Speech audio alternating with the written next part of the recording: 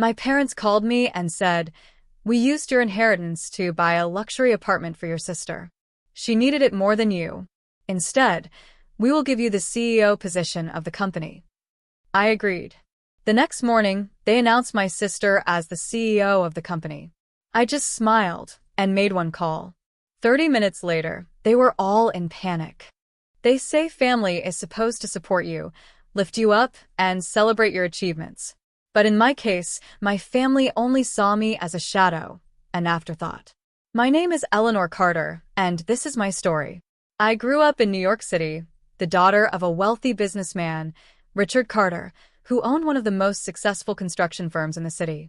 My mother, Margaret Carter, was a socialite, a woman who valued status and reputation over substance. And then there was Sophia, my younger sister, 3 years apart from me. She was beautiful, charming, and effortlessly adored by everyone. Sophia was the golden child, the one who could do no wrong. She spent her days attending exclusive events, posting glamorous pictures on social media, and living a life of pure luxury. While she was basking in attention, I was working hard, studying engineering at one of the top universities. I had dreams that weren't built on parties or internet fame, but on something real. I wanted to build, create, and leave my mark on the world. But no one cared. When I graduated at the top of my class, there was no grand celebration. No words of pride from my parents. Instead, they brushed it off like it was just another ordinary day. Meanwhile, when Sophia gained 1 million followers on social media, my mother threw an extravagant party, celebrating her achievement as if she had won a Nobel Prize. I stayed silent. I had learned long ago that arguing wouldn't change anything. Instead, I focused on my next step, starting my own engineering firm. I had planned everything for years. I knew I had the skills and the knowledge. All I needed was the financial support, and my inheritance was supposed to provide that. But life has a cruel way of showing you where you stand. One evening, my parents sat me down, their faces calm, but their words cutting deep. "Eleanor, we've decided to use the inheritance differently," my father said casually, as if discussing dinner plans. "Differently?" I repeated, my voice tight. "We bought Sophia an apartment in Manhattan," my mother added, smiling as if she had done something wonderful. "A beautiful penthouse. Perfect for her brand. She deserves it." Deserves it? I felt something crack inside me. They had taken my money, my future, and handed it to my sister like a birthday gift. I should have fought back, should have demanded what was rightfully mine. But I knew better. There was no point. Sophia, of course, was delighted. She hugged my parents, squealing in excitement. Then she turned to me, flashing her perfect smile. "Oh, Ellie, don't be upset. You don't even like luxury places. You're all about concrete and steel, right?" She laughed, and I stayed silent. That was the moment I realized words would never make a difference. Action would. So I didn't argue. I didn't cry. I didn't beg for what was mine. I simply walked away. The next morning, I packed my bags and left home. I had nothing but a small amount of savings, my degree, and my determination. But that was enough. I took a job as a junior structural engineer at a well-known firm, starting from the bottom. I worked long hours, took on difficult projects, and learned from the best. Every day, I built my skills, my experience, and my reputation. While my family ignored me, I was making a name for myself on my own. I didn't ask my father for a position in his company. I knew he would never give it to me, and even if he did, I wanted to earn my success, not be handed a role out of pity. Instead, I observed. I watched as my father's business flourished, and I learned how it worked. And then I saw an opportunity. One evening, while researching investment options, I discovered something interesting. Small shares of my father's company were being sold quietly. Not a large percentage, but little by little, employees and minor stakeholders were selling their shares. It was then that an idea formed in my mind. I started buying. Slowly, quietly, patiently. Every bonus I earned, every extra dollar I saved, I invested it into acquiring small stakes in my father's company. It wasn't much at first, but I knew it would add up over time. And the best part? No one noticed. While Sophia was busy flaunting her lifestyle on social media and my parents continued to indulge her, I was building something real, a foundation of power, brick by brick. Years passed. My name became respected in the industry. I climbed the corporate ladder, earning promotions, gaining experience, and making connections. I became a woman that people recognized, admired, even feared. And yet, my family still saw me as nothing. Sophia, in particular, loved to remind me of my supposed insignificance. "Ellie, you should come to my gala this weekend. So many important people will be there, real influencers, not those boring business types you work with," she would say, twirling her hair, barely listening to my response. I would smile politely, decline, and return to my work. She had no idea. No idea that I wasn't just a simple engineer anymore. No idea that I was slowly becoming a silent force within the company she thought she owned. And then, the moment I had been waiting for arrived. One evening, over dinner, my father proudly announced, "Sophia will be overseeing a major project soon, a high-rise commercial complex. It's going to be one of our biggest ventures yet." I set down my fork, hiding my smirk. This was it. I knew my sister had no business sense, no leadership skills, and absolutely no knowledge of construction. The only reason she was given this responsibility was because she had convinced my father that she could expand the company's reach to a younger, modern audience. I could already see how this would end. I didn't interfere. I didn't warn her. I simply watched. Watched as Sophia, the golden child, prepared to walk straight into disaster. And I was waiting. Because when she fell, I would be there, not to catch her, but to take what was rightfully mine. I watched from the sidelines as Sophia took on the biggest project of her life, a high-rise commercial complex in the heart of Manhattan. She had no experience, no technical knowledge, and no understanding of how the construction world operated. But none of that mattered to my father. "She's got vision," he said proudly over dinner one evening. "She understands the new generation. This project will be a masterpiece." I wanted to laugh. Vision? Sophia had no vision beyond her phone screen. To her, a building was just another aesthetic backdrop for her social media posts. She had no idea how much planning, effort, and precision went into making a structure stand tall. But I stayed silent. Instead, I observed. Sophia's version of project management was ordering people around like a queen addressing her subjects. She surrounded herself with people who would flatter her, agreeing with every reckless decision she made. She ignored expert opinions, dismissed concerns from senior engineers, and refused to listen to the actual professionals on site. "We don't need all these boring safety checks," I overheard her say to one of her managers at a charity event. "People just complicate things. If we move faster, we can complete the project months ahead of schedule." That was when I knew for certain this was going to crash and burn. And I let it happen. I continued working at my own firm, acting as if I had no interest in what was happening. But behind the scenes, I kept acquiring more shares in my father's company. The moment Sophia started making errors, stockholders began to get nervous. Some of them started selling their shares, not wanting to be associated with a company that could be heading toward disaster. And I bought them. Every single one I could. Still, my father remained blind to the warning signs. To him, Sophia was untouchable. When a few investors pulled out, he dismissed it as nothing but impatience. "They don't understand innovation," he told my mother. "Sophia is leading us into the future." The reality was very different. Months into the project, delays started piling up. Materials were mismanaged, designs were altered without approval, and costs soared beyond budget. Instead of slowing down to correct these mistakes, Sophia pushed forward recklessly, still obsessed with meeting her unrealistic deadline. Then, the disaster struck. One evening, I received a call from a former colleague who still worked within my father's company. His voice was tense. "Eleanor, have you seen the news?" I grabbed my laptop and pulled up the latest reports. And there it was, headlines flashing across every business and news site. "Major construction collapse in Manhattan. Carter Industries under fire." I clicked the article, my heart racing.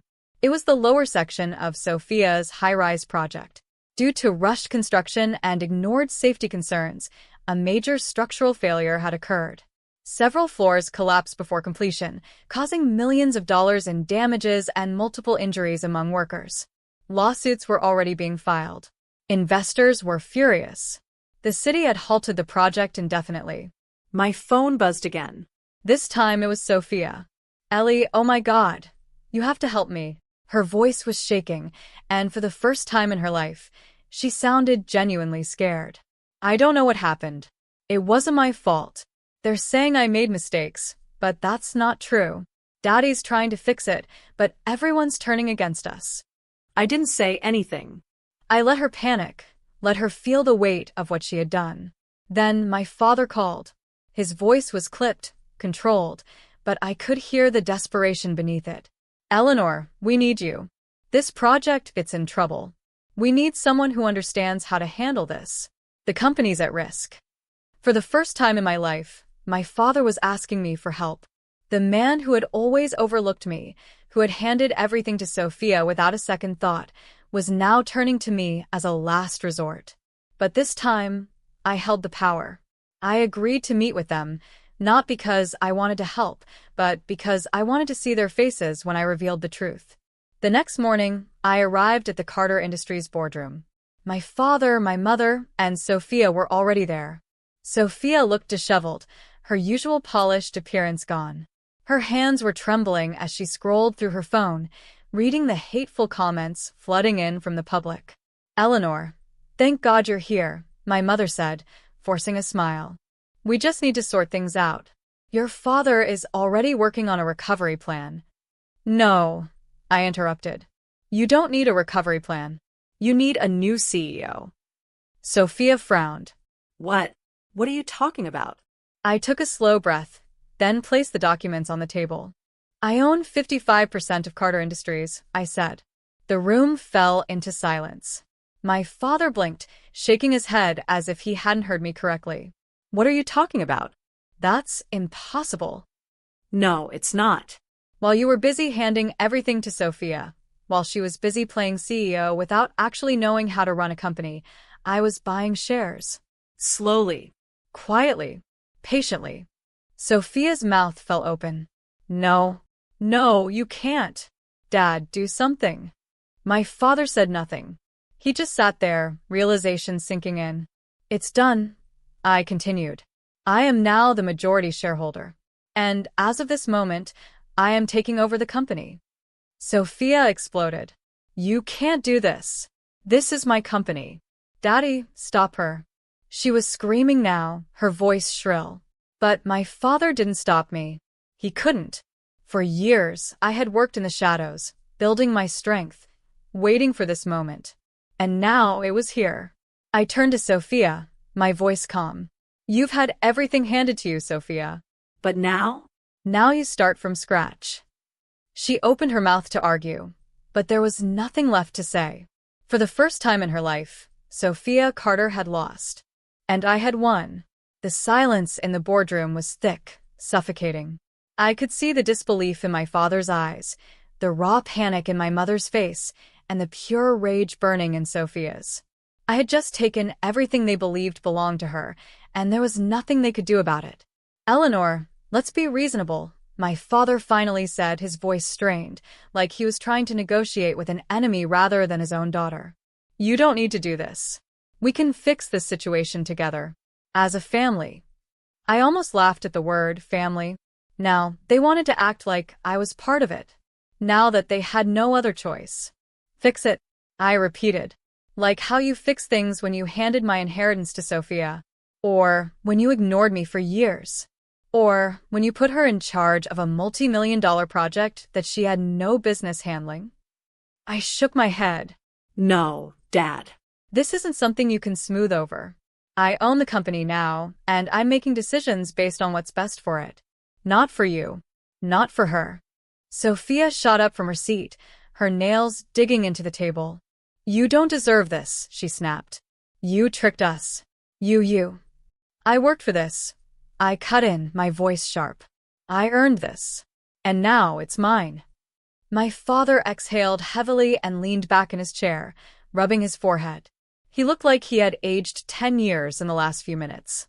My mother just sat there, staring at me as if I were some stranger who had suddenly invaded her perfect world. But Sophia? She wasn't done fighting. "You can't just take my job away," she shrieked. "I worked hard for this." That was it. That was the breaking point. I felt something snap inside me. I let out a breath and slowly turned to face her. "Worked hard," I said quietly, my voice dangerously calm. "Do you even know what hard work is, Sophia? Do you know what it's like to start at the bottom and claw your way up? To be overlooked, underestimated, and dismissed over and over again?" She said nothing. "You've never worked a day in your life," I continued. "You've never had to fight for anything because everything was handed to you. And look what happened the second you were given real responsibility. You didn't build something great. You destroyed it." Her face paled, but I didn't stop. "Your project collapsed, Sophia. People got hurt. The company's reputation is in shambles. Do you understand what that means?" I stepped closer. "This isn't a game. This isn't some brand collaboration where you post a pretty picture and call it a day. This is real business. Real consequences. And you failed." She swallowed hard. I could see it now, the cracks forming in her perfect image of herself. The truth sinking in, whether she wanted to accept it or not. "So yes," I said, straightening, "I am taking your job away. Because you never should have had it in the first place."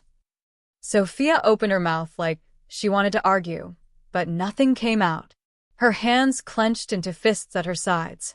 "Daddy," she finally choked out, turning to our father. "Do something." But for the first time in his life, Richard Carter had no answers. After a long, heavy pause, he let out a slow sigh and turned his gaze to me. "What do you want, Eleanor?" he asked. It was the question I had been waiting for. "I want full control," I said without hesitation.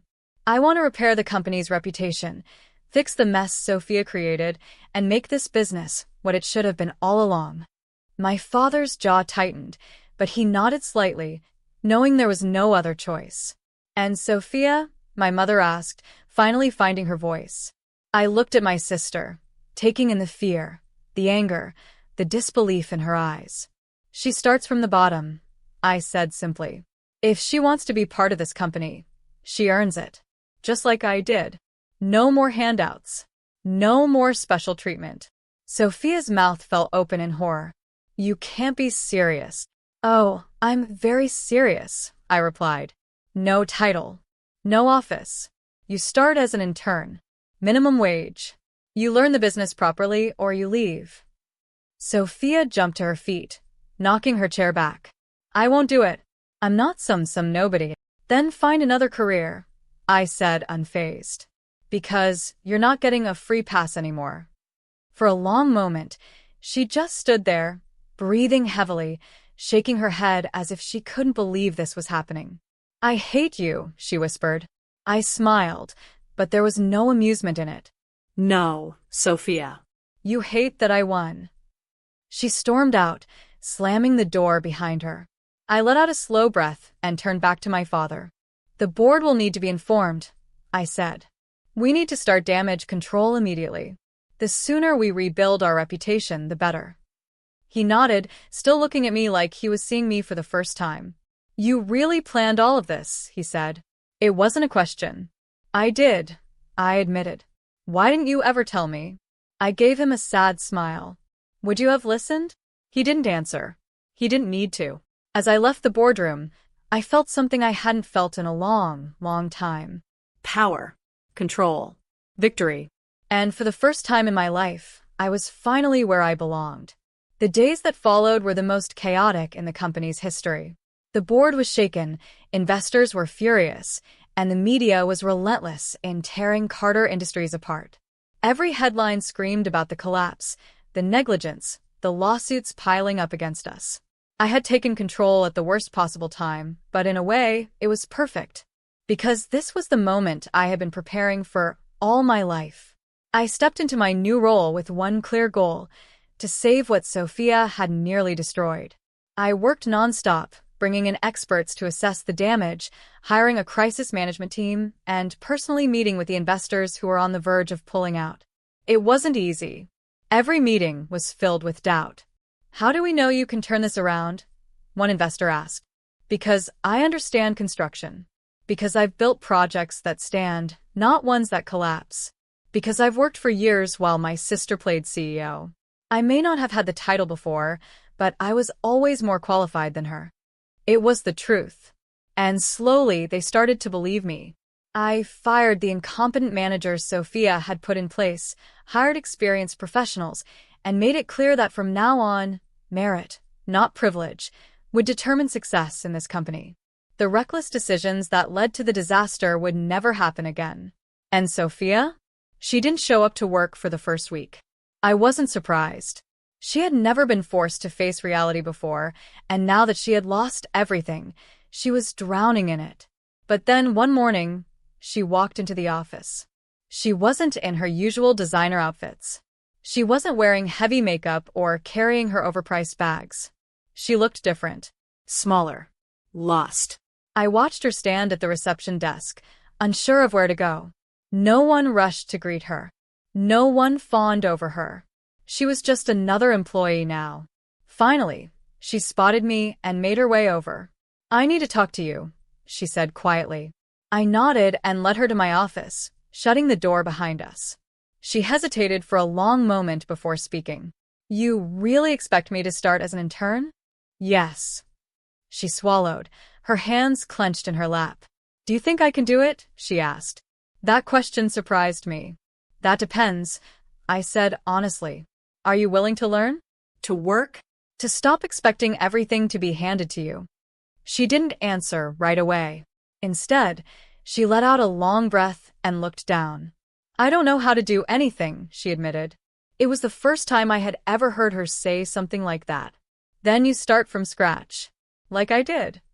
I saw the fight in her eyes, the part of her that still wanted to resist, to argue. But for the first time, she also looked like she understood. "Fine," she muttered. "I'll do it." "Good," I said. "Because this is your last chance." She nodded, then stood and walked out. I didn't know if she would last. Maybe she would quit in a week. Maybe she would finally learn what it meant to earn something. That was up to her. I had bigger things to focus on. Months passed, and I rebuilt the company from the ground up. The lawsuits were handled. The damaged project was salvaged and redesigned properly, and the business regained its reputation, stronger than before. And me? I proved myself. To my father. To the world. But most importantly, to myself. One evening, as I was going through reports in my office, my father knocked on the door. I gestured for him to come in, and he sat across from me, studying me for a long moment. "You remind me of myself when I started this company," he said finally. I didn't know if that was meant to be a compliment, but I took it as one. "You built something great," I admitted. "But you almost destroyed it by putting the wrong person in charge." He sighed. "I thought I was giving Sophia an opportunity." "You were protecting her from failure," I corrected. "You were giving her something she hadn't earned. And look what happened." He nodded slowly. "And you," he asked. "You planned this all along, didn't you?" "Not the collapse," I said. "But taking over?" "Yes. I knew one day you'd realize the truth." There was another long pause before he spoke again. "I'm proud of you, Eleanor," he said quietly. "I should have been proud of you a long time ago." For a moment, I just stared at him, trying to decide if his words meant anything after all these years. Maybe they did. Maybe they didn't. "It doesn't change anything," I finally said. "But I appreciate it." He nodded, stood, and walked out. The truth was, I didn't need his approval anymore. For years, I had wanted recognition, respect, something to prove I was worth something in his eyes. But now, I didn't need any of that. Because I had won. And I had done it my way. Sophia stayed in the company. She worked as an intern for a full year, struggling through the realities of real labor. There were days she wanted to quit, days she cursed me under her breath. But she stayed. And she learned. I don't know if we'll ever be close sisters again. Maybe too much has happened for that. But for the first time, She understands that success isn't about privilege. It's about earning your place. And me? I built an empire from nothing. I took back what was mine without ever raising my voice, without ever begging, without ever stooping to their level. I didn't destroy my enemies. I made them watch as I took everything they thought I could never have. And that, I think, is the best revenge of all.